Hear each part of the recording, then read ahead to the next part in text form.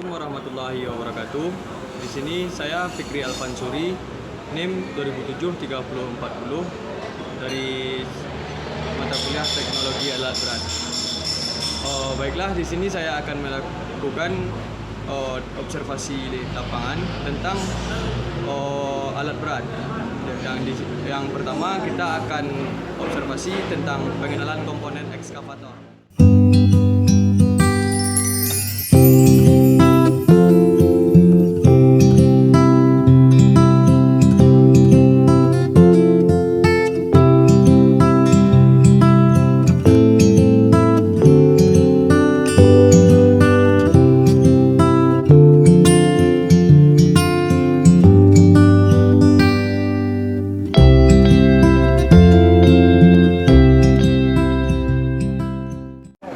Baiklah, di sini sudah terdapat alat ekskavator, yang dimana ekskavator ini berfungsi sebagai alat pengangkut, penggali, dan pemindah material yang sangat berfungsi dalam dunia pertambangan dan dunia material. Baik, komponen yang pertama yaitu bucket. Bucket berfungsi sebagai penggaruk atau penggali tanah dan pemindahan material, di mana pada ekskavator ini bucketlah yang berfungsi sebagai peran utama. Yang kedua yaitu bucket silinder, yang mana bucket silinder ini berfungsi untuk menggerakkan bucket yang ini. Jadi silinder berfungsi untuk menggerakkan bucket. Yang kedua yaitu yang ketiga yaitu arm, yang ini, yang mana arm berfungsi untuk menurunkan bucket sehingga bucket bisa naik turun, dan arm pun memiliki silinder tersendiri, yang mana di sini, yang mana arm silinder berfungsi untuk menggerakkan arm.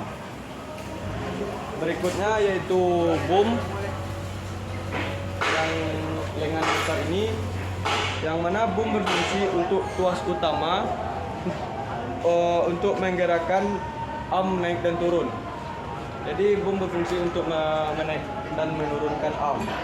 Dan boom tersendiri juga memiliki boom silinder, yang ini.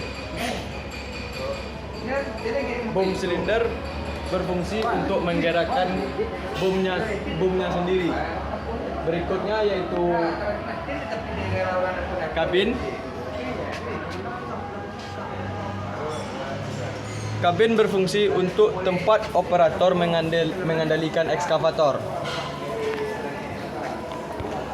Berikutnya di dalam kabin, di belakang kabin juga terdapat engine, yang dimana engine inilah yang berfungsi untuk menggerakkan seluruh rangkaian ekskavator.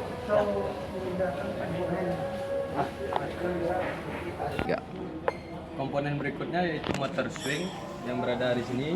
Motor swing berfungsi untuk memutar atau menggerak atau memutarkan seluruh bagian atas ekskavator secara 360 derajat. Komponen terakhir yaitu komponen yang berada di bagian bawah, yang dinamakan dengan track. Track merupakan kaki ekskavator jika pada kendaraan disebut roda atau ban. Yang pertama ini adalah final drive, yaitu roda gigi yang berfungsi untuk menggerakkan rantai trek. Berikutnya yaitu ruler, merupakan roda gigi 3.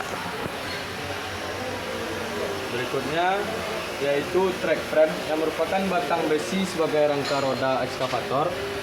Dan yang rantai ini adalah track shoes, yang berfungsi track shoes adalah rantai trek yang akan menyentuh permukaan jalan secara langsung.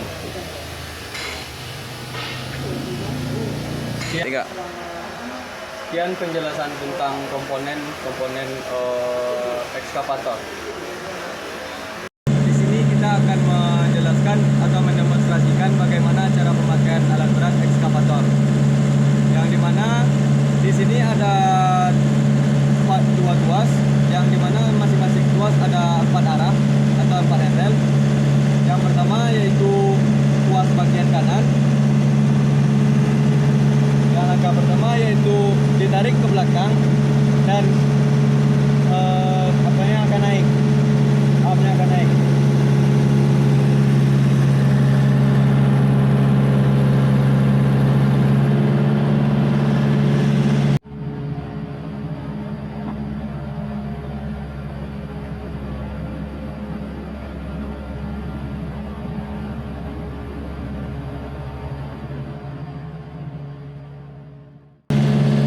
Dan berikutnya yaitu didorong, maka armnya akan turun.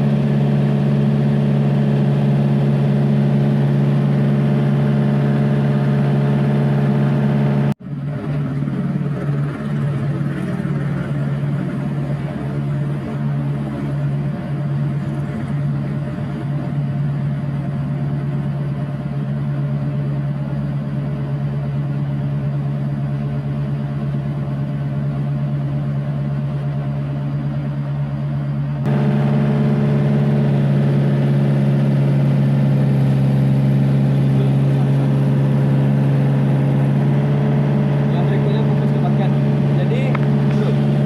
Jadi tuas kanan digeser ke kanan, itu maka bagiannya akan ke dalam.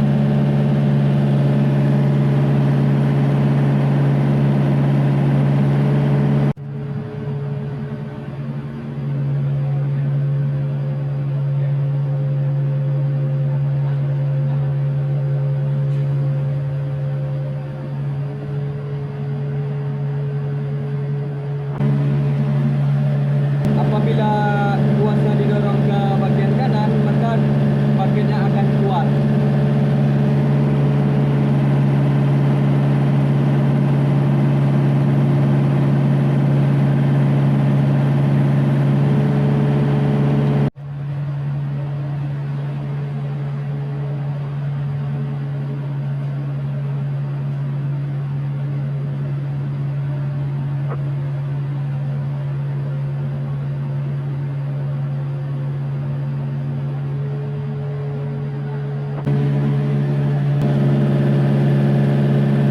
Berikutnya tuas bagian kiri. Yang pertama, apabila didorong ke belakang, maka armnya akan naik, akan masuk ke dalam.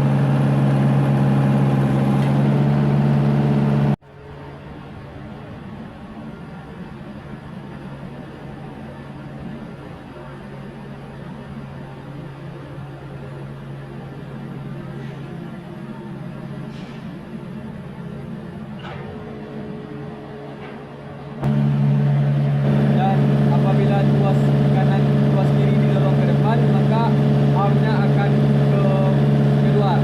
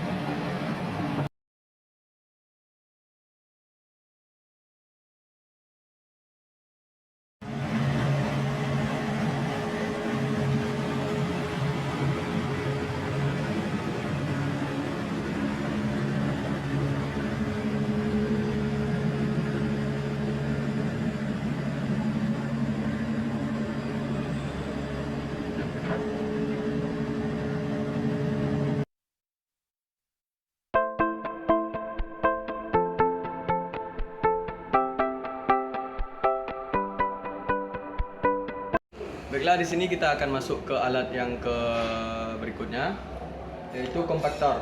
Kompaktor adalah alat yang berfungsi untuk meratakan atau menggiling tanah dalam proses pemadatan dan perataan tanah atau aspal. Komponennya yaitu yang pertama frame.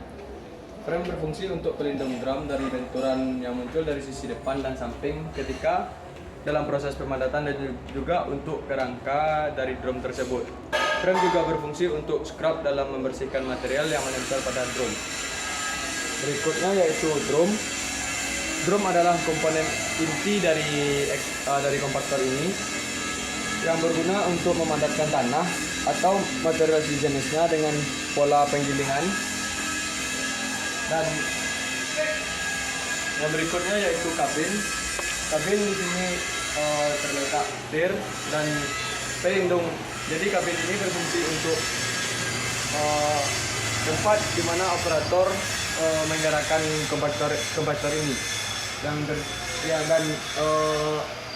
pelindung ini berguna untuk melindungi operator dari apapun bahaya yang ada di depan, baik itu kotoran atau alat-alat yang lainnya. 3. Berikutnya yaitu mesin yang berfungsi untuk menggerakkan seluruh rangkaian dari kompaktor, dan di kap mesin tersebut juga ada dan di bagian mesin ini juga ada kap mesin yang mana berfungsi untuk menutup dan juga pelindung mesin dari benturan keadaan-keadaan kendaraan berbahaya. Dan komponen yang terakhir yaitu roda belakang. Roda belakang ini memiliki fungsi untuk menopang beban dan juga untuk proses penggerakan yang datang dari mesin. Di sini karena yang ini adalah kompaktor jenisnya single drum, jadi di belakangnya ada roda. Dan kalau kompaktornya double drum, berarti roda ini akan berganti dengan drum juga. Roda ini akan diganti dengan drum apabila kompaktornya double drum.